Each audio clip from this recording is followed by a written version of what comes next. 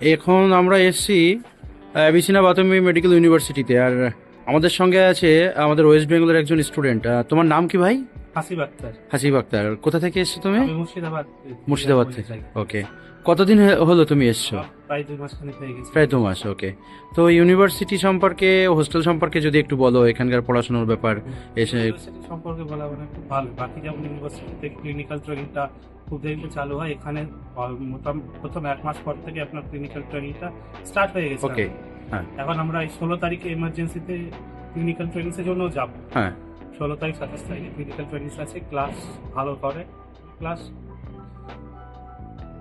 টিচাররা ভালো, পরে ডাউট হলে জিজ্ঞাসা করতে পারেন, কোনো Okay. অসুবিধা নেই সেটা। আর এমনি তোমাদের হোস্টেলে খাবার দাবার কেমন কি হোস্টেলে দেয়? খাওয়ার যা এক্সপেকটেশন ছিল তার থেকে অনেকটাই ভালো। অনেকটা ভালো। বাংলায় থেকেছি, হ্যাঁ আমি হোস্টেলে থেকেছি, তো মানে খাবারটা এক্সপেকটেশন থেকে ভালো। কিন্তু হ্যাঁ, বাংলাদেশের জন্য একটু অ্যাডাপ্ট করতে হতে পারে যে মানে খাবারের ভ্যারাইটিটা বেশি, মানে রিজনাল খাবারটা বেশি আছে। ওকে, তবে এটা তো ভালো যে বাইরে একটা ইউরোপিয়ান কান্ট্রিতে এসে আমাদের ইন্ডিয়ান মেস পাচ্ছি, তাই না? হ্যাঁ, ইন্টারনেট পাওয়াটা আর better। আর 3 টাইম খাবার পাচ্ছ তোমরা, তাই তো? খাবার পাওয়া যাচ্ছে, ওকে, খুব ভালো। মানে মেনু রিপিট হয় না উইকে একদিন। ওকে, যেটা মর্নিং হবে ওটা নাইটে পাওয়া যাবে না। তো আমাদের ওয়েস্ট বেঙ্গল থেকে মোটামুটি কতজন স্টুডেন্ট আছে এখানে?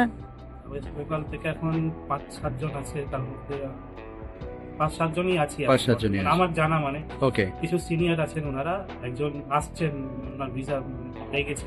ওকে ওকে আর বাকি সিনিয়র গুলো আছেন, একটা 4th ইয়ার আছেন কিছু, আর আরো 4th ইয়ার 5th ইয়ার আছে, 3rd ইয়ারেও কিছু আছে, আর কিছু বাংলাদেশেরও আছে। ওকে ওকে ওকে, তো বাঙালি স্টুডেন্ট মোটামুটি ভালোই আছে। আছে স্টুডেন্ট। যাক, খুব ভালো, থ্যাংক ইউ।